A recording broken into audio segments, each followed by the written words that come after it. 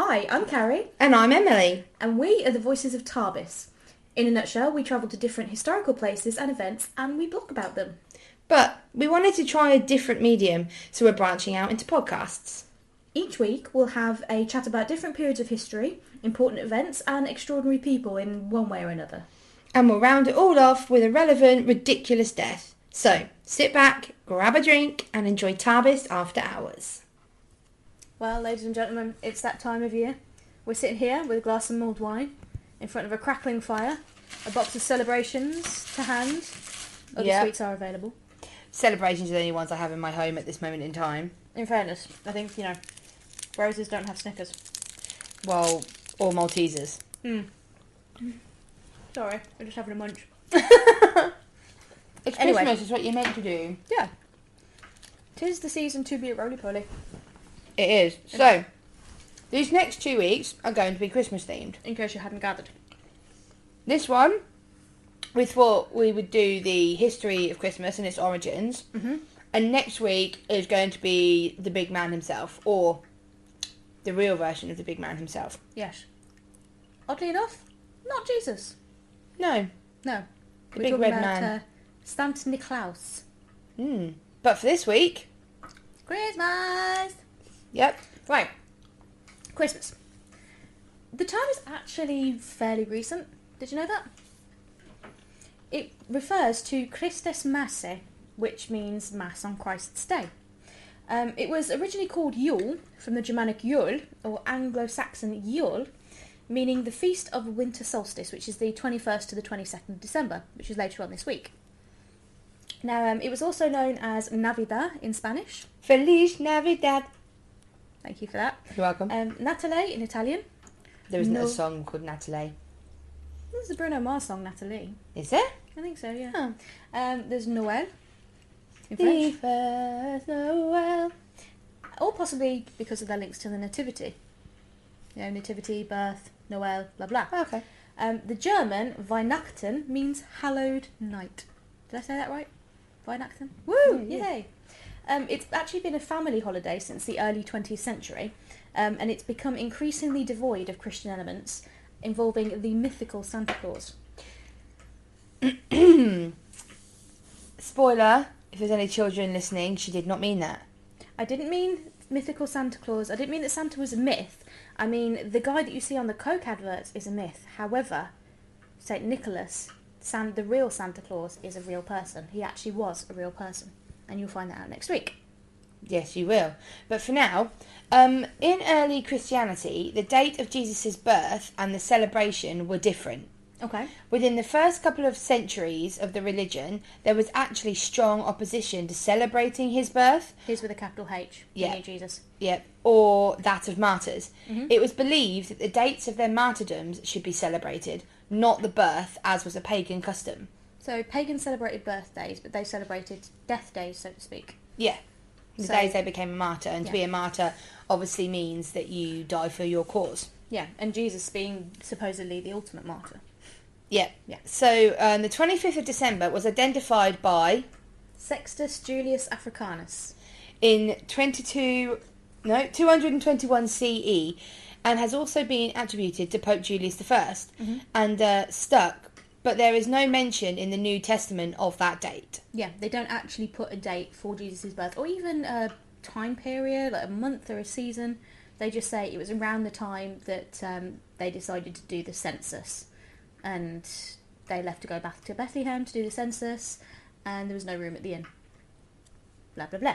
So, it's also believed that this is, now pardon the word I'm about to use, but it makes sense, is the Christian bastardisation of the Day of the Unconquered Sun, or Deus Natalis Solis Invicti, which was celebrated in the Roman Empire as the resurgence of the sun after the winter solstice and the rebirth of spring and summer.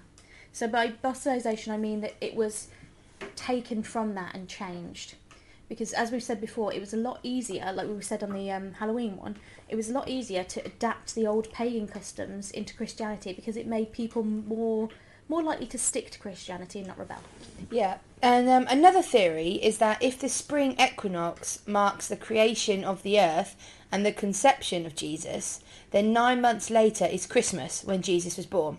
Makes sense. And his baptism then on January the 6th, which was when the feast was actually celebrated for a long time. Yeah, and now it's called the Feast of the Epiphany, or when the 3 supposedly wise men finally found the baby Jesus. It took them 13 days from seeing the star. They were following a star. Give the guys a break. You know, it's not like a map or even a road. It's a star. I mean, the biggest... On an earth that rotates. Like, give the dudes a break. This is true, and they could only follow it for half of the day. And they ended up actually going to Herod's palace. So the one person that they probably didn't want to encounter is the one person they did encounter. Well, that's life, isn't it? But I did hear a joke that the biggest myth about Jesus' birth, the fact that there were 3 wise men. Right, Christmas itself actually began to be widely celebrated into the 9th century, but it wasn't as important as Good Friday or Easter because of like the martyrdom side of things. Roman Catholics were the first to celebrate midnight mass, and Protestants held late night candle mass services on Christmas Eve. Have you ever heard of candle mass? I have actually, and I was obviously you were brought up Roman Catholic. I was brought up Church of England. Yep. So we have kind of different. I didn't realise it how different it was how we celebrated things like Christmas. And the ultimate irony here is then, like, I'm Roman, or I was born. I'm not anymore. I was born Roman Catholic. You were raised Protestant. You're married to a Jehovah's Witness. I am. Mix, huh? Isn't it? Yep. But none of those contemporary customs are rooted in theology or... Liturgical? Yes, I did. You had trouble saying that earlier as well, to be fair. I have trouble saying words, it's fine. That's what dyslexic does for you. Fair enough. But we can trace using fir branches as decorations to the Renaissance era of the 15th century CE, thanks to Sebastian Brandt. Yeah. Fir trees as a whole were recorded in 1611. That was a Silesian duchess, I think, that wrote about that. Yeah. So we've got like trees being used back to then. So they used trees as garlands and things. So doesn't your mum still do that? Like she wraps garlands around the staircase. Yeah. See, I would, but no, I get a lot of spiders in my house, and I don't want to be unwrapping them with spiders. Yeah. The advent calendar. Everybody likes an advent calendar. I do. I have a candle one this year. I've got a beauty one. I think my mum got it for me. I think she's trying to tell me something. Anyway, the advent calendar was based on the advent wreath, which held 24 candles. The colours corresponding to meanings, such as you'd have a purple candle for penitence, and you would light them on the corresponding day and let them burn down as you said your prayers, things like that. So when you lit the purple one for penitence, you were supposed to pray for forgiveness and think about all your, like, confess your sins and so on. The first commercial advent calendars, as we know them now, actually started in Germany in 1851. So actually not that long ago then? No, it's fairly recent, to be fair. And we can thank the Germans for a lot of our customs, if I'm honest. Well, to be fair, yeah. Christmas gift-giving actually dates back to the 15th century, but was more focused on family and friends rather than the celebration. So, guess what? What? It was outlawed by the Puritans.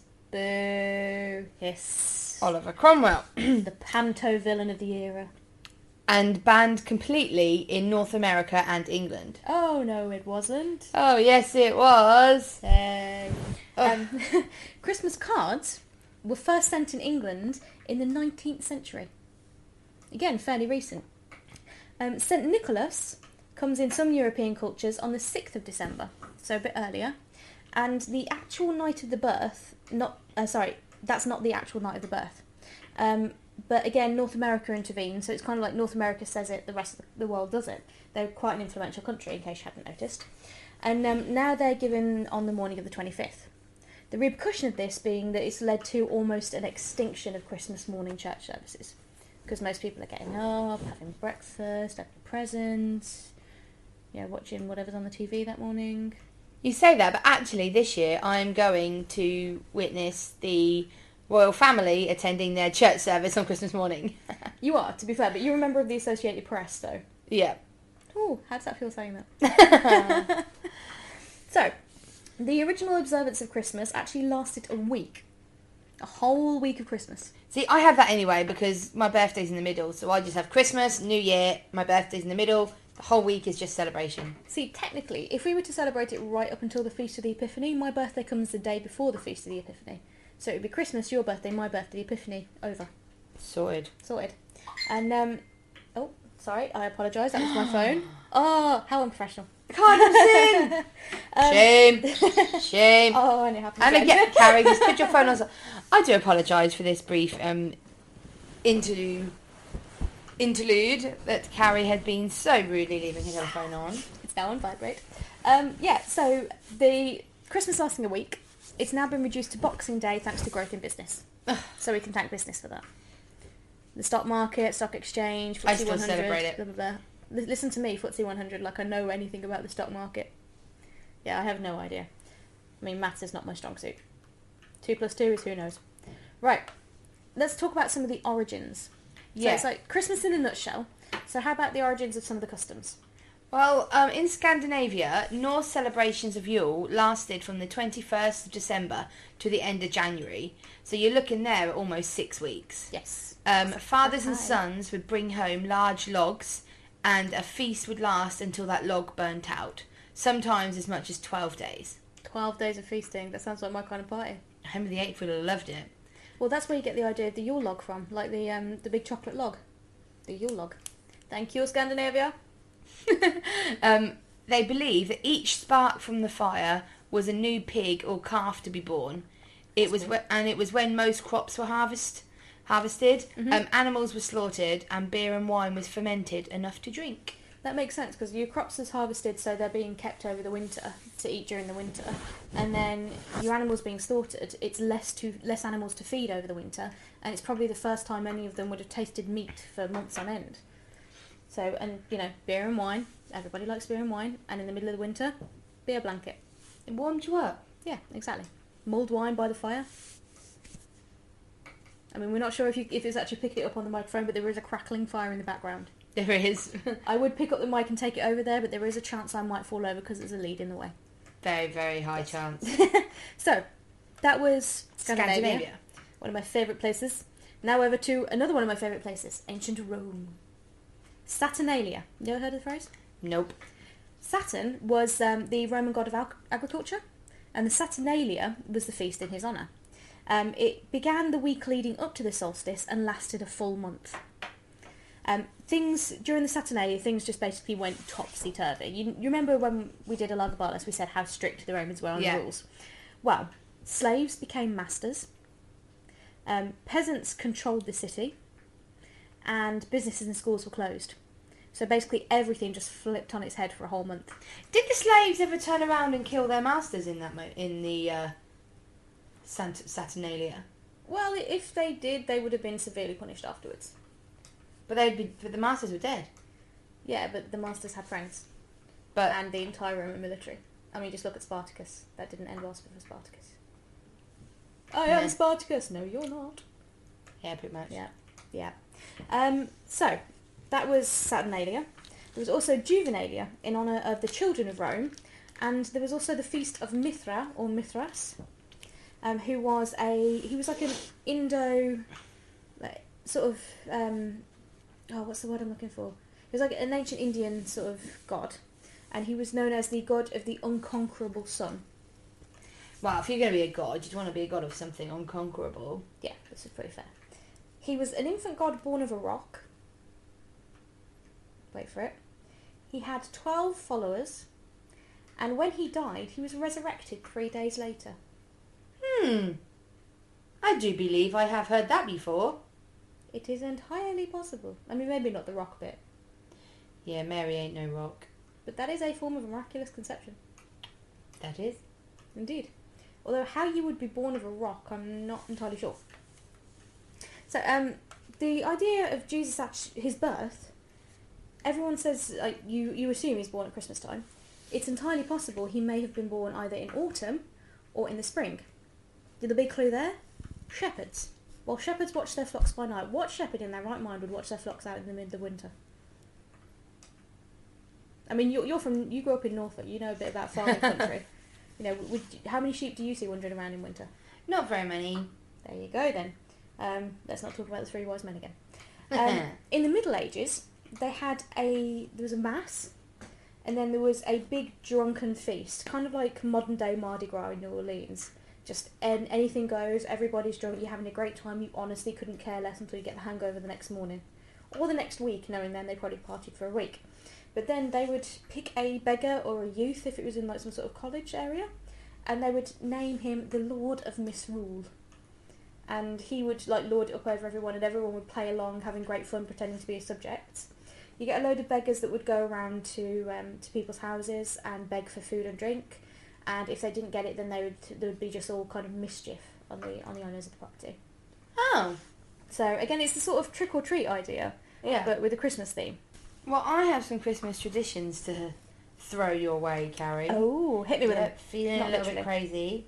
Ooh. So, there are some that we've touched on, but with a little bit more detail. So, for starters, Christmas cards. Yep.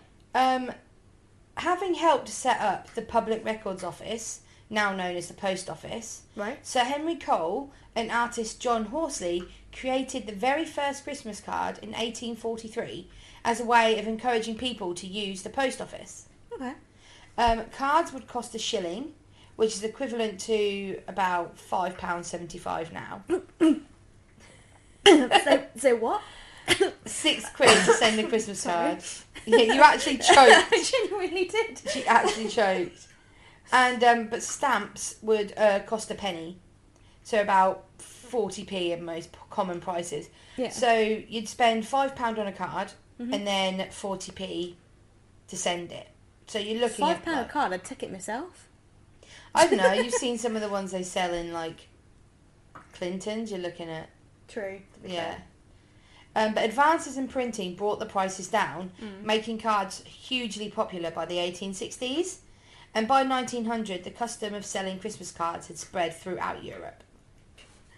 Right, so next tradition is Yes. Christmas tree. Oh, Christmas tree, oh, Christmas tree. Christmas tree.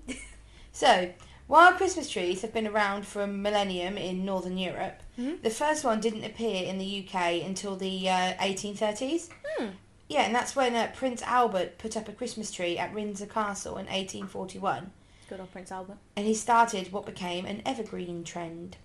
Yeah. But what he did, and this was shown on the TV show Victoria, was he actually had a Christmas tree brought into the house for him, one for Victoria, and one for each of their children. Yeah. And each child would have their presents put underneath their own tree. And he used to suspend them from the ceiling. Wow. But what I don't get is, because they did used to put like real candles on Christmas trees. Fire hazard right there. I mean, pretty much most of stuff around Christmas is a fire hazard. I mean, have you ever seen tinsel go up in smoke? Warmth. That's Not all in I'm smoke, saying. I've seen them go up in flames. I hope you choke on your tea. Very rarely I get to say anything with you when it comes to words. True. So I'm taking it where I can. Go for it. Okay, so another one, which we haven't actually got out with us, even eating all this stuff and being Christmassy, mince pies. Oh, mate. Yeah, early mince pies were actually made of meat, fruit and spice and were inspired by Middle Eastern cuisine brought back by the Crusaders. Ah. They commonly had 13 ingredients representing Christ and the apostles and were formed in a large oval shape to represent the manger. Okay. Meat had disappeared from the recipe by Victorian times. Well done. Yeah. Although beef suet is often still included. Yeah, and the pastry makes it a thick pastry. Although personally, I do prefer a nice short crust rather than meat than suet. I like Mr. Kipling's. Other varieties are available. Yes, it's just my personal opinion. These are just exceedingly good. Hey. Have tried to make mince pies once before. I have successfully made mince pies before. Oh, well done. Yes. It's High not very five. often I bake, but sometimes I break all the time. It's not very often I bake. Next tradition. Stockings. Woo. Leaving stockings out at Christmas goes back to the legend of St. Nicholas. Known as the gift giver. On one occasion, he sent bags of gold down a chimney at the home of a poor man who had no dowry for his unmarried daughters. Oh, what a nice guy. The gold fell into stockings left hanging to dry. St. Nicholas was later referred to by the Dutch as Stinkelklaus and eventually by English speakers as Santa Claus. So that's a little insight into the next week's. But so why it's called a stocking? Because he was giving money to the poor. See, I am actually looking at the stockings over your fireplace, and I should just say that we each lived together at one point. We did. And we put our names and nicknames on the stockings, and your husband's is called Hobbit. Yes. Because that is my nickname for him, because he's tiny. He's not tiny. He's average height for a man. You're just tall. He's 5'7", which is actually the peak height for a hobbit. You could not be a hobbit if you're more than 5'7". Christmas crackers. London sweetmaker Tom Smith invented Christmas crackers in the late 1840s. Whoa. Tom Smith. Could you get a more fundamentally British name than Tom Smith? John Smith. Christmas crackers, so he made them in the 1840s, and they were inspired by traditional paper-wrapped French bonbons. All right. Oh, I So see that, yeah. even though he included mottos or riddles inside each, which we obviously still do today, it was not until he found a way to make them crack when pulled apart that sales really took off. His sons, Tom, Walter and Henry, later added hats and novelty gifts. Aww. So it started off with just being a sweet wrapped up with a riddle inside, and then he made a crack, and then his sons added the presents and the hats. Ah, go Brother Smith. Isn't it? So the holly and the ivy.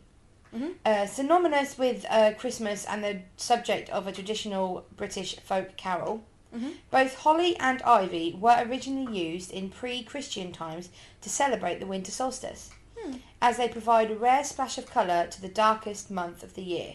Their popularity has endured. I had a rare splash of colour to that Christmas wreath on your front door.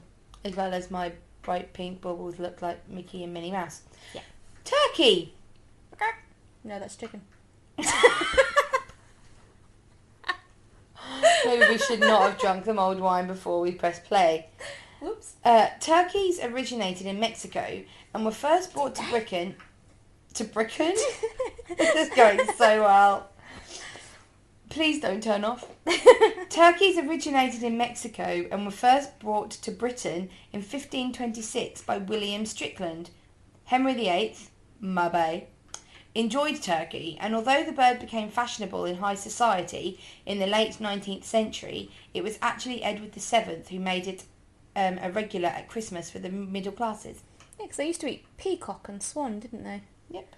Can't eat swan now. Even by 1930, however, it took a week's wages to buy one, and turkey remained a luxury until the 1950s. Wow. Another Christmas tradition is Christmas pudding. Now, Pudding. I don't like Christmas pudding, because I have a thing with fruitcake. I don't really like fruitcake. No, you don't. No, so that's why I'm not a huge fan of Christmas pudding. But also known as a plum or figgy pudding, this Christmas staple possibly has its roots as far back as the Middle Ages in a wheat-based pottage known as frumpty. Okay. By the mid-17th century, it was thicker and had developed into a dessert with the addition of egg, dried fruits and alcohol.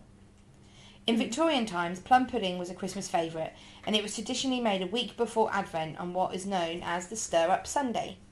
So it used to be like a family, everyone would get together and stir up the Christmas pudding a week before Advent, so the week before the beginning of December, and make the Christmas pudding.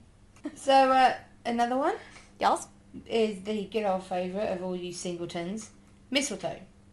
Ah. Hanging mistletoe in the home is an ancient pagan practice adopted by early Christians. The word itself is an Anglo-Saxon, and the tradition of kissing under the mistletoe originated Third time looking? in England. Oh, it's going so great. Each kiss required a berry to be plucked until none remained. Oh, I'd get there after all the berries are plucked, wouldn't I? This is my life. Sod's law. And it'd be like a really, really gorgeous looking guy as well. Yeah, just like, Yep. no berries. So one last Christmas tradition Yes? is the good old Christmas carol. Mm-hmm. Carols were songs and dances of praise and joy in pagan times, and the practice of carol singing carried over into the Christmas era. Carols have been written through the centuries, but the most familiar date from Victorian times. Today's popular ones, such as Bing Crosby's White Christmas and Slade's Merry Christmas Everybody, are just a part of fun of Christmas carols. That's traditions. Yep. But how do people celebrate it around the world? So, I have no idea. I'm quite ignorant when it comes to Christmas. give me a country and I'll see if I can enlighten you. Let's go to Haiti. Haiti. Right, now Haiti, not the luckiest of places, quite poor. But they do start looking for Christmas trees towards the start of December. Obviously, not well known for their Christmas trees over in Haiti. They cut pine branches, or they go to their markets and actually get trees that are bought from the mountains, because they would have to import them down from the mountains. They then decorate them with bright ornaments, as we do. And at the bottom of the tree, they put a nativity scene. And sometimes the trees and the scenes are actually that elaborate, they take up an entire living room. Wow. So that's dedication. And your churches and places like big communal places also have trees on display as well. They do sometimes use artificial trees because they last longer. I use artificial trees in my house for the simple fact that I cannot keep plants alive. I had a bunch of roses that was supposed to have lasted, according to the label, 2 weeks, I think it was. 3 days, they were dead. Wow. I have a gift. Spectacular. People ask me why I don't have pets. They also will fix and redecorate their home in readiness for Christmas. And in Haiti, in Merry Christmas, because they speak Creole Haitian, so it's like a sort of a Creole French. Now, I'm very probably going to get this wrong. It's Joyeux Noël, sort of like Joyeux Noël. And yeah, because they speak French there as well. Now, on Christmas Eve, children will clean their shoes, fill them with straw, and put them under the tree on the porch, in the hope that Santa, called Tonton Noël, will remove the straw and put presents in and around the shoes.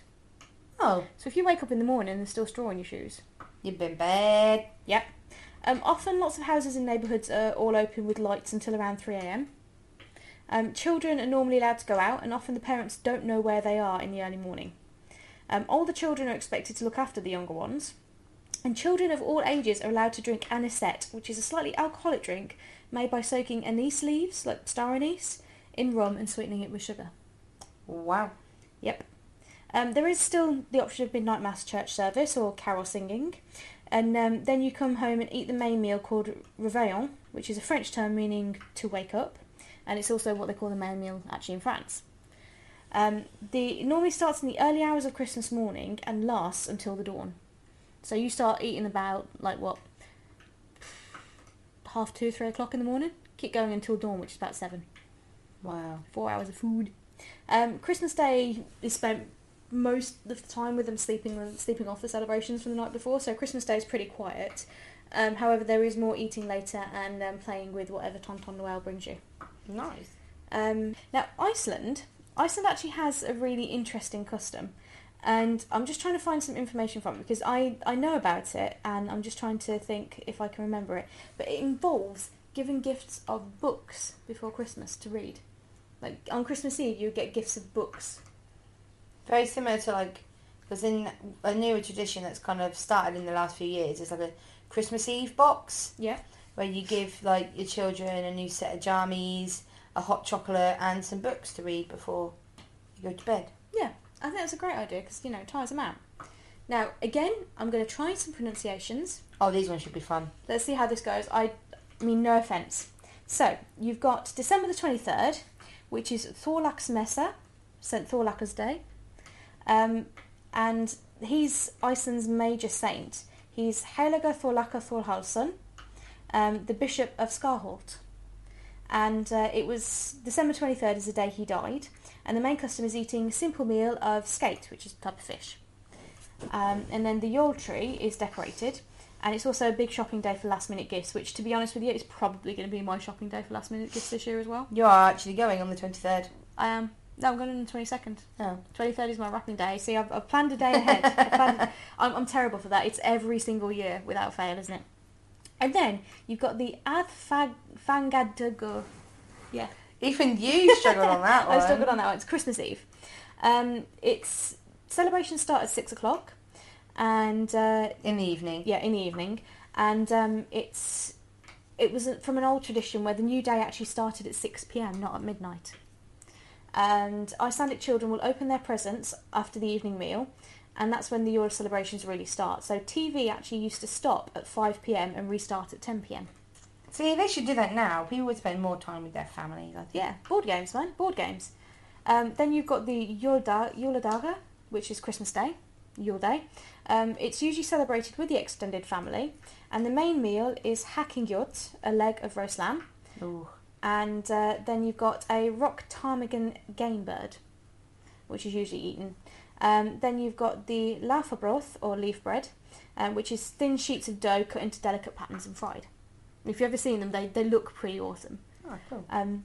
And then each family has their own patterns, so you've got a unique family pattern. Okay, then you've got Boxing Day, which is another day for visiting friends and family. And then you've got the Gamlaskvöld, which is New Year's Day.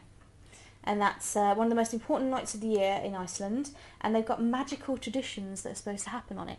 You get cows that are meant to be able to talk, seals take on human form, elves move house, and the dead rise from their graves. Oh. New Year's Eve, it's fun.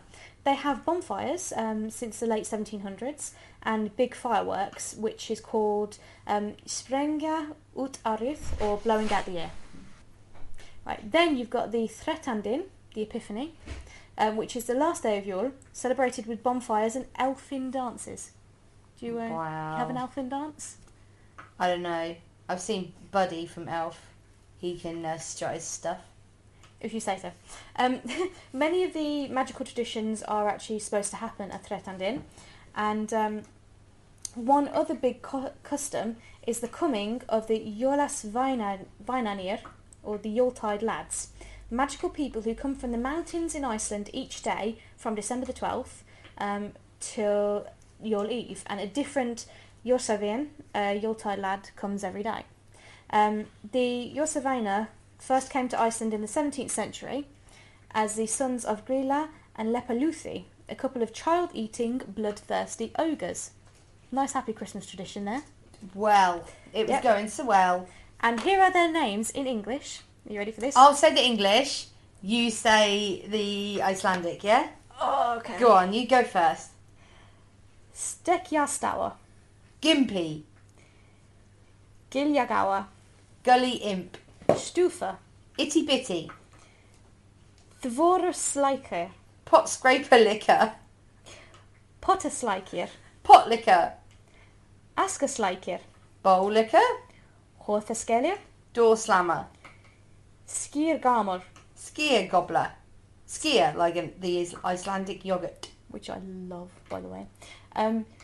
Bjúnakrekir, Sausage Snatcher, Glugagægir, Window Peeper, Gutathefa, Doorway Sniffer, Kettkrókir, breathe, Meat Hooker, Kurtishnика. and Candle Beggar. They're supposedly playful imps, and they like to eat loads and play tricks on people. And sniff doors. Yep. And leave little presents for children in shoes placed on the windowsill. If they've been naughty, they might leave a potato or a little message telling them to be good. If they start home on Christmas Day, the last one leaving on Threttandinn. Presents can also be bought by Jólaman. Who do you think Jólaman is? Santa Claus. Yes, the man of Yule. It's tradition that everyone has a new piece of clothing for Yule, and often a book. There we go. The tradition is that the Christmas cat will eat you unless you wear one new piece of clothing on Christmas Day. Yeah. Yep. Children can also receive candles or packs of cards. There are actually believe it or not, no native evergreen trees in Iceland. So the first Yule trees were actually rowan, like mountain ash trees. And the first recorded Yule tree was in 1862. They then decided to start making Yule trees from there, from a central pole with branches attached to it, and then painting it green. So if you can't find one, make one. So, I love Iceland. Yeah. She does. Bloodthirsty trolls and door-sniffing elves. And sausage snatchers. Yep, and potatoes in a shoe if you're naughty. Yep, love it. Love it. Well, I think it's come to the end. We could go on and on because there's so many more countries listed on here, but I'm sure we'll put the link to the website that we've used for our notes in the description. But now we've come to our resident little... I don't want to say fun bit because that makes me sound a bit weird. Yep. But it's ridiculous deaths. Okay, so basically I'm just going to apologise to any men that are listening. Oh yes, for this death. This. I winced earlier when you said this. Yes. So this is about a man called John Hipper. Okay. He was playing Christmas games on Boxing Day in 1563. As you do. Yep. And it was about 6 p.m. He was playing it with other friends, parishioners of Houghton in Hampshire, in the house of Thomas Purdue of Houghton. Okay. While he was playing his games, he involuntarily crushed himself and crushed and injured his testicles, so that by reason of his old bodily infirmity, he became ill and languished until about 3 a.m. on the 28th of December when he died. So he died because he crushed his testicles. He actually died, 2-3 days later, of crushed testicles. Yes. It doesn't say what he was playing. I'm not entirely sure what Christmas game you can play to crush your testicles so badly that you then die. It's very vigorous charades. Yep. Yeah, I mean, I'm not entirely sure what book or what film would actually warrant that. Yeah, but let's not get into what films it could be, Carrie, because it's, PG-13. Yeah. Plus, I don't think they had books or films in the... Well, they had books, but not films in the 15th century. Oh, yeah. So that goes out to poor old crust testes John Hipper of the 1560s. Ouch. But anyway. Yeah, on that enlightening, lovely note, Yeah. we hope you enjoy this next 7 days before Christmas, and we'll speak to you on the day itself.